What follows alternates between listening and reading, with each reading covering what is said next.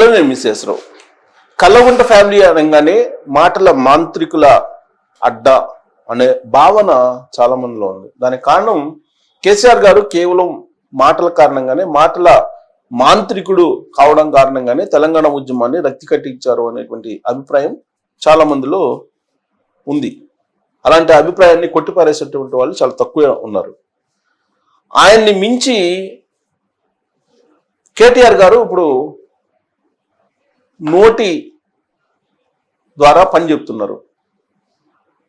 రేవంత్ రెడ్డి గారి మీద, తెలంగాణ ప్రభుత్వం మీద రకరకాలుగా మాట్లాడుతూ ఉన్నారు కేటీఆర్ గారు. లాస్ట్కి రేవంత్ రెడ్డి గారిని సీఎం అని కూడా పరిగణించకుండా, సీఎం హోదా ఉంది ఆయనకని మరచిపోయి, రేవంత్ రెడ్డి ఒక కుక్కలాగా అరుస్తున్నాడు, ఇలాంటి మాటలు మాట్లాడుతూ ఉన్నారు. అది వ్యక్తిగతమైనటువంటి దూషణ కింద మనం తీసుకోవచ్చు. కానీ ఆంధ్రప్రదేశ్ని కూడా ఆయన చులకనగా మాట్లాడుతూ ఉన్నారు. గతంలో చంద్రబాబు నాయుడు గారు అరెస్ట్ అయినప్పుడు, రిమాండ్కి రాజమండ్రికి పంపించినప్పుడు చంద్రబాబు నాయుడు గారిని ఆయన నోటి దురుసుని, అలాగే ఆయన మదిలో ఉన్నటువంటి ఒక రకమైనటువంటి ఈగోని, తర్వాత ఆయనలో ఉండేటువంటి రాక్షసత్వాన్ని, వీటన్నిటిని కూడా బయట పెట్టుకున్నారనేది తెలుగుదేశం పార్టీ వాళ్ళు భావిస్తూ ఉంటారు.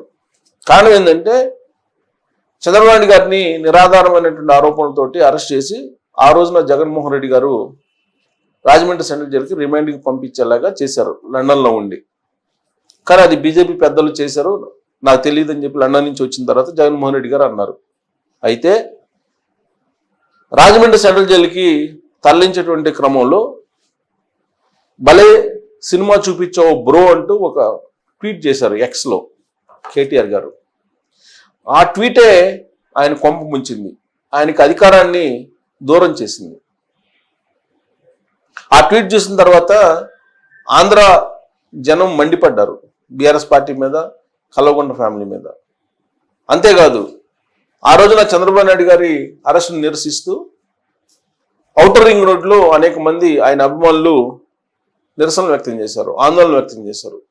దానికి కూడా కేటీఆర్ గారు అంగీకరించలేదు. ఆ రోజున మంత్రి హోదాలో మీరు ఏదన్నా ఉంటే ఆంధ్రప్రదేశ్లో చేసుకోండి, ఇక్కడ కాదు, ఇక్కడ చేయడానికి లేదు, ఆంధ్రప్రదేశ్కి సంబంధించిన ఇష్యూల్లో ఇక్కడ చేయడానికి లేదని చెప్పి ఆయన ఒక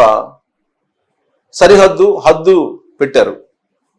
భారతదేశంలో ఎక్కడ ఏం జరిగినా కానీ ఎవరు ఎలాగైనా ఆందోళన వ్యక్తం చేయొచ్చు, నిరసనలు వ్యక్తం చేయొచ్చు. ఇది రాజ్యాంగం కల్పించినట్టు ప్రాథమిక హక్కు. దాన్ని కూడా పరిగణలోకి తీసుకోకుండా కేటీఆర్ గారు అప్పట్లో మంత్రి హోదాలో చంద్రబాబు నాయుడు గారు మద్దతు కావాలంటే, చంద్రబాబు నాయుడు గారికి మద్దతు ఇవ్వాలంటే మీరు పోయి ఆందోళన అక్కడ చేసుకున్న, ఆంధ్రాలో ఇక్కడ కాదు అని చెప్పేసి మాట్లాడినటువంటి నోటి దురుసున్నటువంటి లీడర్ కేటీఆర్ గారు. తాజాగా రేవంత్ రెడ్డి గారి కారణంగా, రేవంత్ రెడ్డి పరిపాలన కారణంగా, అనాలోచితమైన పరిపాలన కారణంగా, రేవంత్ రెడ్డి గారికి తెలివిలేనితనం కారణంగా, చేతగాని పాలన కారణంగా ఇతర రాష్ట్రాలకి పెట్టుబడులు వెళ్ళిపోతున్నాయి.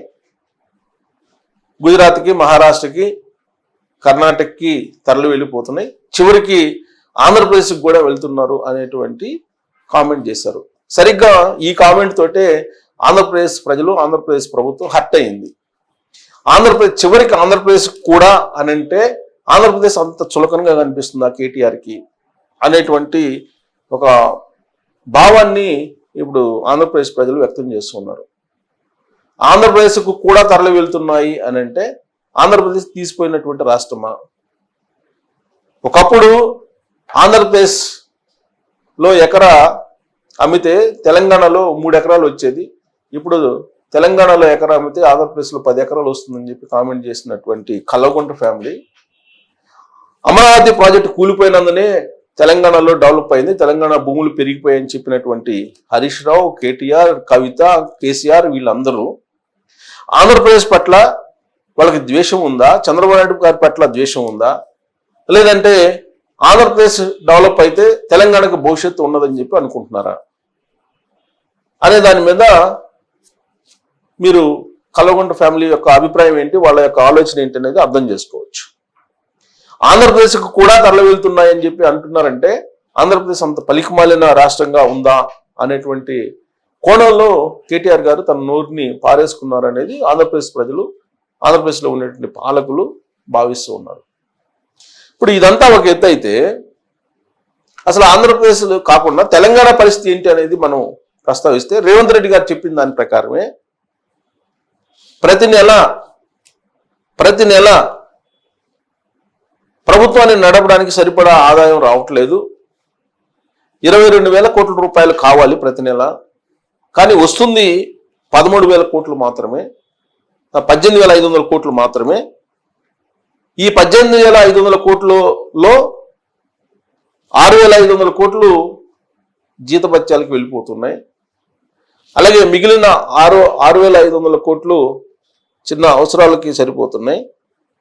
ఇక మిగిలింది కేవలం 5,500 కోట్లు. ఈ 5,500 కోట్లలో మొత్తం నిర్వహణకు సంబంధించి వడ్డీలకి, ఇప్పుడు ఉద్యోగుల జీతభత్యాలకి సంబంధించి 6,500 కోట్లు పోతున్నాయి.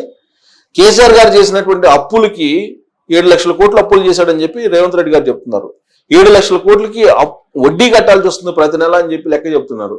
ప్రతి నెల 6,500 కోట్ల రూపాయలు సుమారుగా వడ్డీ కట్టాల్సి వస్తుంది. కేసీఆర్ చేసినటువంటి 7 లక్షల కోట్లు సుమారుగా అప్పులకి, జీతభత్యాలకు 6,500 కోట్లు పోతుంది. వెరసి 13,000 కోట్లు ప్రతి నెల తెలంగాణ ప్రభుత్వానికి ఇవి సరిపోతున్నాయి. ఇవి పోగా ఇంకా రెవెన్యూలు అంటే 18,500 కోట్లు మొత్తం రెవెన్యూ వస్తుంది. దీంట్లో 13,000 కోట్లు పోతే ఇంక ఉండేది 5,500 కోట్లు. ఈ 5,500 కోట్లతోటి ఇప్పుడు తెలంగాణలో అమలు చేస్తున్నటువంటి 25 నుంచి 30 పథకాలు అమలవుతున్నాయి. ఈ పథకాలకి సర్దుబాటు చేయలేక ఒక నెలలో ఒక పథకం, ఇంకో నెలలో ఒక పథకానికి సర్దుబాటు చేయాల్సినటువంటి పరిస్థితి వస్తుంది. ఇలాంటి పరిస్థితికి కారణం ఎవరు? కేసీఆరే కదా అని చెప్పి రేవంత్ రెడ్డి గారు చెప్తున్నారు. చెప్తూ ఆయన ఒక మాట అన్నారు, ఆర్థిక క్యాన్సర్ తెలంగాణని పట్టి పీడిస్తుంది, ఆర్థిక క్యాన్సర్ తోటి తెలంగాణ సతమతం అవుతుంది అనేటువంటి విషయాన్ని చెప్తూ, ఉన్నది ఉన్నట్టు చెప్తే రాష్ట్రాన్ని కించపరిచారని చెప్పి కల్వకుంట్ల ఫ్యామిలీ గగ్గోలు పెడుతోంది, కల్వకుంట్ల ఫ్యామిలీ అరుస్తోంది. నిజాలను దాచిపెట్టలేము ఎంతో కాలం, అందుకే నేను ప్రజల మధ్య నిజాలను దాచిపెట్టకుండా చెప్తున్నాను, ఉన్న వాస్తవ పరిస్థితిని చెప్తున్నాను. దాన్ని రాష్ట్రాన్ని కించపరిచారు, రాష్ట్రాన్ని బలహీనపరచడానికి ప్రయత్నం చేస్తున్నాడు రేవంత్ రెడ్డి. అందుకే ఆంధ్రప్రదేశ్కి కూడా పెట్టుబడులు తరలి వెళ్ళిపోతున్నాయి అనేటువంటి కామెంట్లు కల్వకుంట్ల ఫ్యామిలీ చేస్తున్నారు. దీని అంతటికే కారణం తెలంగాణకి ఆర్థిక క్యాన్సర్ రావడానికి కారణమే కల్వకుంట్ల ఫ్యామిలీ అనేది లెక్కలతో సహా చెప్తున్నారు. 22,000 కోట్లు నెలకి అవసరం తెలంగాణకి, కానీ 18,500 కోట్లు మాత్రమే వస్తుంది. ఈ 18,500 కోట్లలో కల్వకుంట్ల ఫ్యామిలీ చేసినటువంటి అప్పులకి, జీతభత్యాలకి సరిపోతూ ఉన్నాయి. మరి ఈ ఆర్థిక క్యాన్సర్ కి ఎవరు కారకులో చెప్పాలి అని చెప్పేసి నిలదీస్తున్నారు కల్వకుంట్ల ఫ్యామిలీని రేవంత్ రెడ్డి గారు. మరి రేవంత్ రెడ్డి గారు నిజాలని దాచిపెట్టి, అబద్ధాలు చెప్పి, మభ్యపెట్టి పెట్టుబడులు తీసుకురావాలా, లేదంటే నిజాలను బయట పెట్టాలని అంటే రేవంత్ రెడ్డి గారు నష్టపోయినా పర్వాలేదు, ఉన్నది ఉన్నట్టు నేను నిజాయితీగా ప్రజలకు చెప్తాను, ప్రజలను నమ్ముకొని వచ్చాను. నేను 10 సంవత్సరాల పాటు కల్వకుంట్ల ఫ్యామిలీ రాష్ట్రాన్ని ధ్వంసం చేసింది, రాష్ట్రాన్ని దోపిడీ చేసింది. ఆల్రెడీ కాళేశ్వరం అని చెప్పి 1,00,000 కోట్లు దోసేశారు, వివిధ మార్గాల్లో భూములు కొట్టేశారు, లక్షల కోట్లు సంపాదించుకొని వాళ్ళు విదేశాలకు డబ్బులు తరలించారు. వాళ్ళలాగా నేను పరిపాలన చేయలేను, నీతి నిజాయితీగా ఉన్నంతకాలం పరిపాలన చేస్తాను, ఉన్నది ఉన్నట్టు ప్రజలకు చెప్తాను, ప్రజలు ఆదరిస్తారనేటువంటి నమ్మకం తనకు ఉంది అని చెప్పి ఆయన చెప్తూ ఉన్నారు, కుండ బద్దలు కొడుతూ ఉన్నారు. కేసీఆర్ గారు ఇవన్నీ దాచిపెట్టి ప్రజలను మోసం చేశారు కాబట్టి 2023 అసెంబ్లీ ఎన్నికల్లో ఆయన దించేశారు. కాబట్టి ఆయన తరహాలో నేను పరిపాలన చెయ్యను అని చెప్పి చెప్తూ, ప్రజలే నాకు పారదర్శకంగా ఆయనకు చెప్పాలి, ప్రజలే నాకు కొలమానం, కాబట్టి ప్రజలకు ఉన్నదన్నట్టు చెప్తానని చెప్పేసి రాష్ట్ర ఆర్థిక క్యాన్సర్ విషయాన్ని ఆయన చెప్పడం జరిగింది. మరి ఇప్పుడు రేవంత్ రెడ్డి గారు చెప్తున్న దాని ప్రకారం తెలంగాణని ఆయన కించపరుస్తున్నారా, లేదంటే అప్పులన్నింటిని దాచిపెట్టి కల్వకుంట్ల ఫ్యామిలీ తన నోటి దురుస్తనాన్ని ప్రదర్శిస్తూ ఉంది, ఆ ఫ్యామిలీ తెలంగాణ సమాజాన్ని పక్కదావ పట్టిస్తుందా? ఎవరు పక్కదావ పట్టిస్తున్నారు, ఎవరు తెలంగాణ రాష్ట్రానికి అన్యాయం చేస్తున్నారు అనే దాని మీద మీరు కామెంట్ చేయొచ్చు. Thank you.